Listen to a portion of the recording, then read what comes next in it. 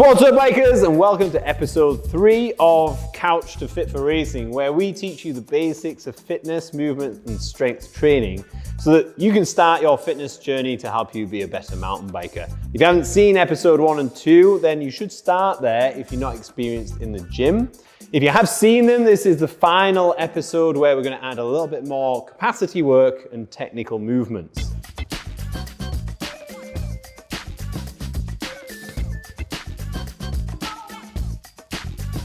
Now, if you want to follow a really boring but effective program, then you could probably do episode 1 for 3 weeks, increasing weight and or reps on each of the movements, and then do the same for episode 2 and the same for episode 3, and there you've got 9 weeks of decent training.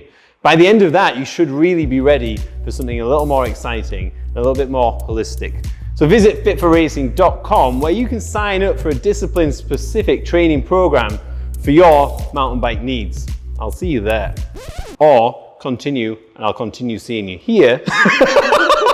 That's not the end of the video. Now we've got that part over, let's delve into the actual training. This week is going to be 2 training days. So for day 1, the primary movement, front squat, and for this, we're going to enroll the help of our very skilled gravel phenomenon, Jamie Bruce.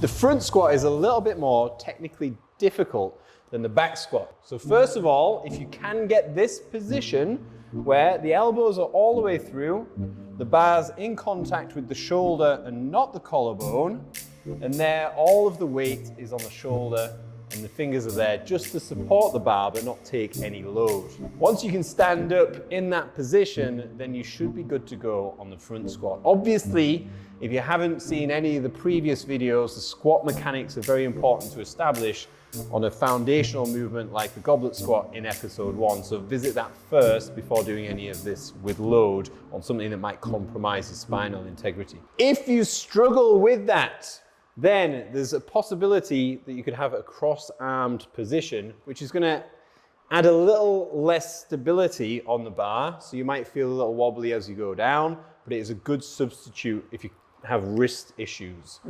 So what you're going to do there is aim to link your thumbs under the bar, but ultimately the bar is still staying in contact with your shoulders. There you go. And then you can take the bar off the rack. Before we go any further, you might be asking yourself, why would you want to do a front squat where you could probably do less weight than a back squat and ultimately a squat for working the legs? Well, that's where you're wrong.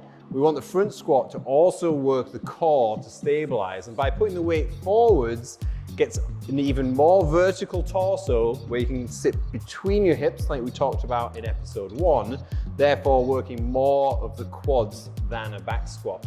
So it's a very good movement, but also you can add movements to a front squat like the thruster, which we're going to it's good so well. And then I turn Chinese. Another benefit of the front squat is that you can add additional movements like the thruster, which we'll show you in day 2, but also establishing a good rack position for landing the bar on other movements. But we'll get to that later. Let's look at the rest of the front squat and how to perform it well. As with all squats, especially loaded ones, the priority is lower back curve. So brace yourself for this, then take shoulder width feet, neutral toes, and then rotate the hips for external rotation and torque.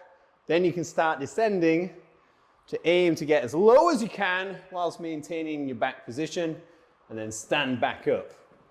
Jamie hasn't front squatted for about 7 months. Can you tell? Go on, Jamie. Oh my God. Let's get one more. Nice. How was that? Yes, great. Yes, great.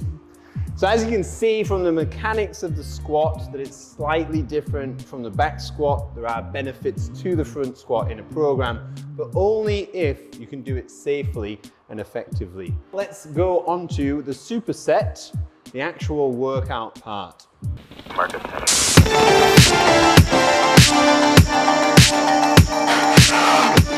As with the previous 2 weeks, we're doing a superset today of 3 different movements. The difference is this time though, we're going to reduce the rest. We're going to do each of these on the minute every minute. That means you set a timer and you have a whole minute to be able to perform the movements.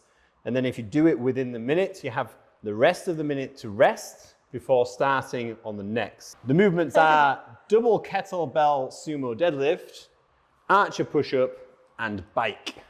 So sumo deadlift, this refers to the foot position in the sumo stance, where your shins are going to be pretty much vertical, and this really accentuates the hinge in the hip. We want to hit a different angle that we would normally hit on a hinge, and it's a very extreme movement on glutes and hamstrings. So 2 kettlebells, face forward, neutral spine, bracing, as always with these movements, priority lower back curve. So a nice steady pace for 12 to 15 reps. That's something where you can feel a burn, but not necessarily failure. We want higher reps for this rather than low, heavy ones, because there's quite a lot of torque on the lower back. We want to look after that, increase the reps, get some bike-specific muscular endurance in the posterior chain. Second movement, archer push-ups. You're going to do as many. Was that not it? Were you not just warming up? No, that was it. Get back down. Second movement, archer push-ups. This is a side-to-side push-up where you're aiming to get your shoulder to thumb. We've raised up onto a box because we want an optimal range of 12 to 16 reps within this minute. So a nice stable plank torso position, and then going down from side to side, alternating. We're just changing the angle slightly. Ooh, shaking already. Jamie's done like 50 reps before this as a warm-up. Warm-up. I promise, warm-up, warm-up. So what you're gonna do there is as many as you can. Obviously the height of the box is gonna change the angle and the load. So if you're stronger than Jamie, which I doubt, then you can lower the box. You can even do this on the ground if you can get a minimum of 12, or increase the height of the box to make it a little easier. The final minute is going to be on a bike or similar. So we want a full body workout here. So an assault bike is fantastic. What's all this? So for up to 50 seconds in the final minute, go for it at a pace you feel like you can sustain. This on the bike is probably going to be the thing that you're going to have to moderate your intensity on to be able to complete the other two, sticking to the rep range that we suggest. So if you go all out on your first round, you might fatigue and struggle with the other two. So on the second round, adjust that, reduce the intensity, or if you went out slow, increase, and just moderate this to get the best out of the capacity and the other movements.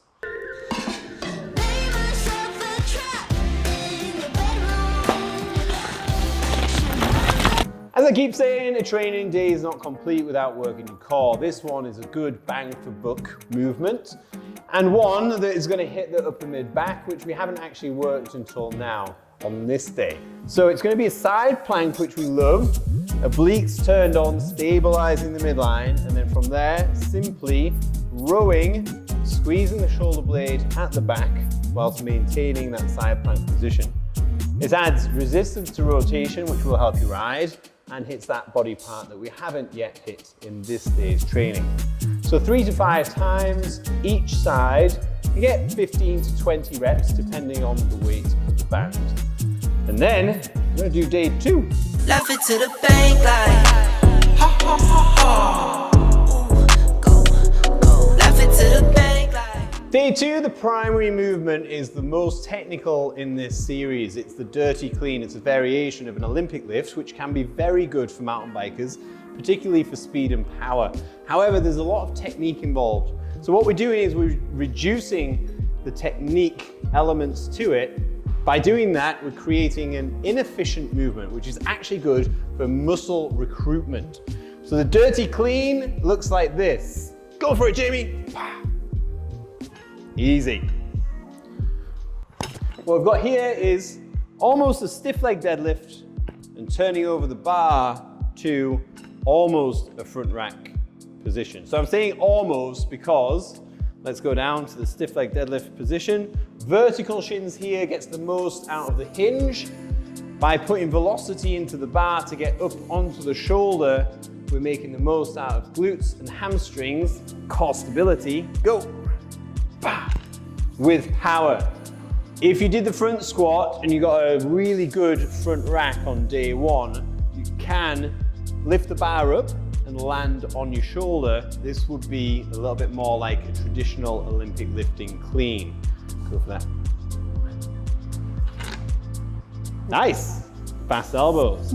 However, a lot of people, if you're doing this for the first time, will feel a little bit weird doing that. So don't feel like you have to get the most out of the movement. But for now, let's stick to elbows directly under for sets of 5 to 7 reps, 5 times, with as much rest as you need. So probably around about 2 minutes in between.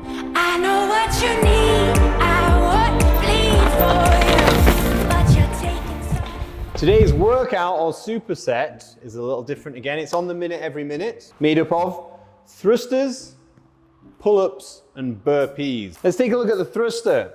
You're going to perform a front squat into an overhead press. So we did pressing on episode 2, so take a look back at that. If it's not appropriate for you to be using a barbell, then you could substitute with dumbbells. But the importance here is the depth of the squat whilst maintaining lower back curve, and then pressing overhead, building velocity throughout the movement. This is a brilliant capacity movement because it's so big, but it also generates power because you're thrusting it off your shoulder. So it encourages a little bit more speed. On minute 1, you should be performing 8 to 10 reps of the thruster. So find a weight that you can do that and get enough rest to then perform 5 pull-ups on minute 2 and 4 to 8 burpees within the same minute. Jamie's got a good kipping pull-up technique. We will revisit this in a video in the future, but for now, it is just a technique that reduces the load on the pull to be able to perform the work in the time. So be able to get chin over bar. If Jamie was to restrict herself to strict pull-ups, she might get the strength benefits that outweigh the kipping pull-up. However, this is a capacity-focused workout. The difference between kipping and strict, strength and capacity. Let's remember that for another video in the future. Subscribe and you might see it. Once you've done those 5, then you're going to do 4 to 8 simple burpees. Chest and thighs to the ground, hop up, and then full extension of the hip. So remember that on 1 minute, thrusters. On the next minute, 5 pull-ups and 4 to 8 burpees. She's going for it.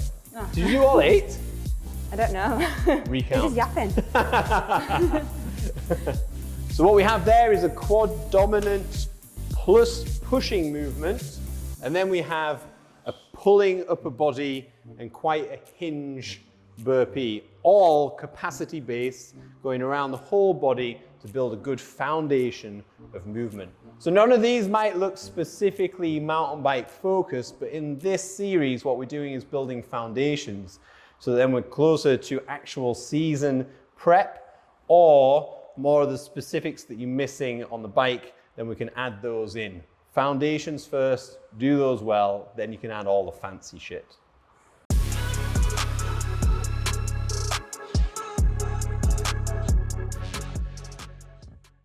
And the final movement, as promised, a core movement in the form of a plank push through. We love this because it works a little bit of the scapula and upper mid back. We love it, we've said it so many times.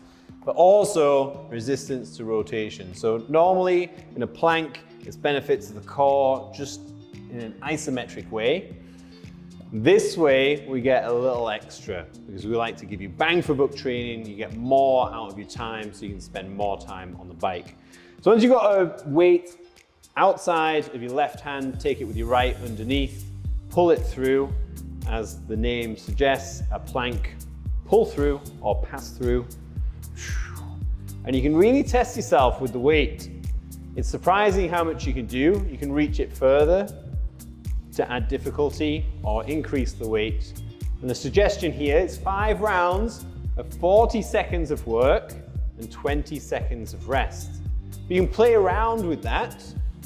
40 seconds is a decent amount of time to be in this position. It's going to help you load your upper body and stabilize your core, which reflects on your downhill ability, but also a little bit of capacity for those that are untrained.